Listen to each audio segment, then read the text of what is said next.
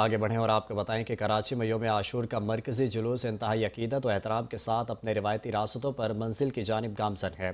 नश्तर park से बरामद होने वाले मरकज़ी जुलूस का अगला हिस्सा तिब्बत सेंटर तक पहुँच चुका है, जबकि जुलूस का पिछला हिस्सा नुमाइश चौरंगी पर मौजूद है। इस हवाले से मज़ीद तफसीलात जानते हैं हमारे नुमाइंदे मंजर रिजवी से। मंजर, बताइएगा। जी बिल्कुल, इस वक्त हम मरकज़ी जुलूस में मौजूद हैं। निश्तर पार्क से मरकज़ी जुलूस सुबह जो है 8 बजे के बाद निकाला गया। अल्लामा शहनशाह हुसैन नकवी ने सुबह मजलिस से खिताब किया। उससे पहले सोज़ो सलाम पेश किया गया, जिसके बाद जुलूस निकाला गया।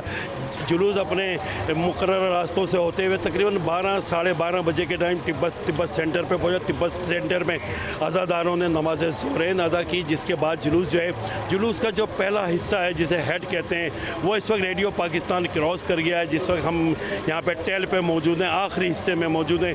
ये इस वक्त नुमाइश पे ही मौजूद है और इस वक्त मैं आपको बताऊँ सिक्योरिटी के हवाले से सख्त तरीन इंतजाम किए गए हैं। हज़ारों पुलिस एहलकार और रेंजर्स के जवानों को तैनात किया गया है।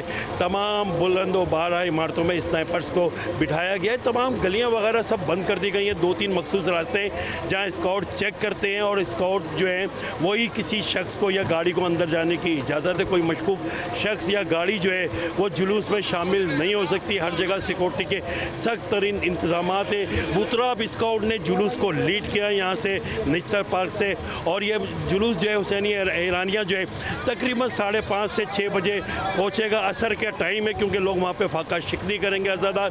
और जुलूस का आखिरी हिस्सा जिसमें हम मौजूद हैं, ये तकरीबन 7 बजे तक जो है हुसैनी ईरानिया में दाखिल हो जाएगा।